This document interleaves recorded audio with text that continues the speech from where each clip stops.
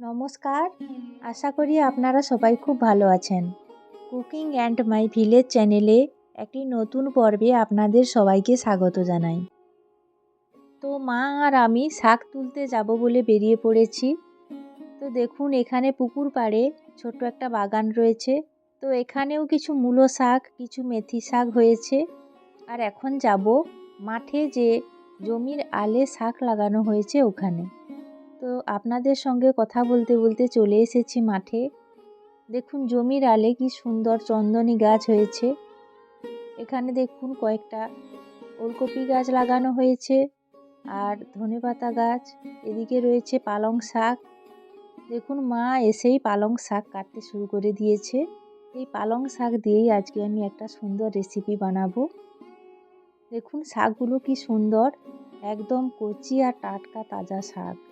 একদম সার বা কীটনাশক কোনো কিছুই দেওয়া হয়নি। শাকগুলো দেখেই তো তুলতে ইচ্ছে করছে।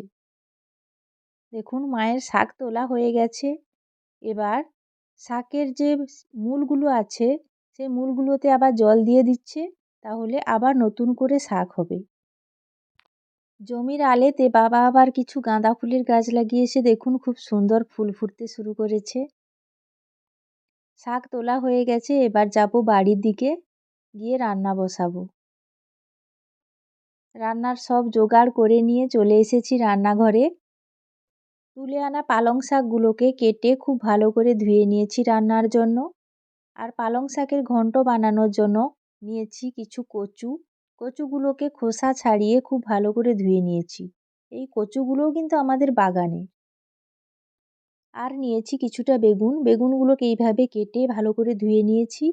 আর নিয়েছি চাল কুমড়োর বড়ি। এবার শাক ও সবজিগুলো সেদ্ধ করার জন্য কড়াই বসিয়ে দিয়েছি। কড়াইতে দিয়ে দিচ্ছি পরিমাণ মতো জল। দেখুন জল ধীরে ধীরে গরম হয়ে গেছে, ধোঁয়া উঠতে শুরু করেছে আর জলের মধ্যে বুদবুদ উঠেছে। এবার জলের মধ্যে দিয়ে দিচ্ছি কেটে রাখা পালং শাক। পালং শাকগুলো সব জলের মধ্যে দিয়ে দিলাম। শাকের পরিমাণ অনেকটা লাগছে, কিন্তু সেদ্ধ হয়ে গেলেই শাকের পরিমাণ অনেকটা কমে যাবে।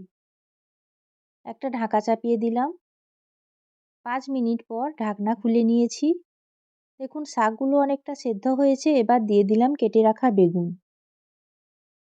বেগুন দিয়ে আমি 2-4 বার নাড়াচাড়া করে দিলাম। শাকের সঙ্গে বেগুন খুব ভালো করে মিশিয়ে নিয়েছি। এবার দিয়ে দিচ্ছি কেটে রাখা কচু। সব সবজিগুলো আর শাক খুব ভালো করে মিশিয়ে নিচ্ছি, তাহলে খুব ভালো সেদ্ধ হবে। এবার দিয়ে দিলাম পরিমাণ মতো হলুদ গুঁড়ো। হলুদ গুঁড়ো দিয়ে খুন্তি দিয়ে আমি ঘুঁটে দিচ্ছি, না হলে হলুদ গুঁড়ো দলা পাকিয়ে যাবে। এবার দিয়ে দিলাম পরিমাণ মতো লবণ। সবজিগুলো অনেকটাই সেদ্ধ হয়ে গেছে। আর একবার নাড়াচাড়া করে দিলাম। 10 মিনিট পর ফিরে চলে এসেছি। দেখুন পালং শাক, বেগুন, কচু সব খুব ভালোভাবে সেদ্ধ হয়ে গেছে।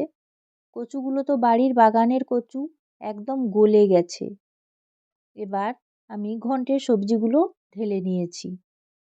বড়ি ভাজার জন্য কড়াইতে দিয়ে দিয়েছি তেল।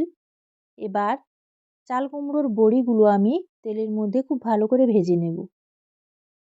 বড়িগুলো দিয়ে বারবার নাড়াচাড়া করে নিচ্ছি। দেখুন বড়ির কালার চেঞ্জ হয়ে গেছে আর বড়িগুলো খুব ভালোভাবে ভাজা হয়ে গেছে। এবার তুলে নিচ্ছি।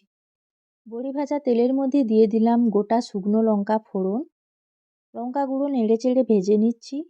এবার দিয়ে দিচ্ছি কিছুটা 5 ফোড়ন, কয়েকটা তেজপাতা কুচি করে দিয়ে দিলাম। এবার দিয়ে দিচ্ছি কেটে রাখা পেঁয়াজ কুচি। পেঁয়াজ কুচি দিয়ে খুব ভালো করে নাড়াচাড়া করে আমি পেঁয়াজগুলোকে ভেজে নিচ্ছি। পেঁয়াজ কিছুটা ভাজা হয়েছে। এবার দিয়ে দিচ্ছি সামান্য পরিমাণে হলুদ গুঁড়ো, কারণ আমি সেদ্ধর সময় কিছুটা হলুদ গুঁড়ো দিয়ে রেখেছিলাম, তাই এখন অল্প পরিমাণে হলুদ গুঁড়ো দিলাম। এবার দিয়ে দিচ্ছি কিছুটা লঙ্কার গুঁড়ো। আবারও মশলাটাকে খুব ভালো করে আমি নেড়ে চেড়ে কষিয়ে নিচ্ছি। মশলা খুব ভালোভাবে কষানো হয়ে গেছে, খুব ভালো গন্ধ বেরিয়েছে। এবার সেদ্ধ করে রাখা পালং শাক আর সব সবজিগুলো দিয়ে দিলাম। দেখুন ঘন্টের কালারটাও যেমন খুব সুন্দর এসছে আর খুব ভালো একটা গন্ধ বেরিয়েছে। গন্ধ শুঁকেই তো খেতে ইচ্ছে করছে। দেখুন পালং শাকের ঘন্ট খুব ভালোভাবে ফুটে গেছে। এবার স্বাদের জন্য দিয়ে দিচ্ছি সামান্য পরিমাণে চিনি। চিনি দিলে এই ঘন্ট হালকা মিষ্টি মিষ্টি লাগে, খেতে খুব ভালো লাগে। চিনি দিয়ে আর একবার নাড়াচাড়া করে দিলাম, তাহলে চিনি খুব ভালোভাবে মিশে যাবে। এইভাবে পাতলা অবস্থায় আমি ঘন্টটা ঢেলে নেব, আর ঠান্ডা হয়ে গেলে এই ঘন্ট কিছুটা ঘন হয়ে যাবে। এবার ওপর থেকে দিয়ে দিচ্ছি ভেজে রাখা বড়ি। বড়িগুলো আমি হাত দিয়ে হালকা চেপে গুঁড়ো করে ওপর থেকে ছড়িয়ে দিচ্ছি। আপনারা ভাত খাওয়ার আগেই এই বড়িটা দেবেন, না হলে বড়িগুলো সেঁতিয়ে যাবে। আর বড়িগুলো সঙ্গে সঙ্গে দিয়ে খেলে হালকা কুড়কুড় শব্দ হয়।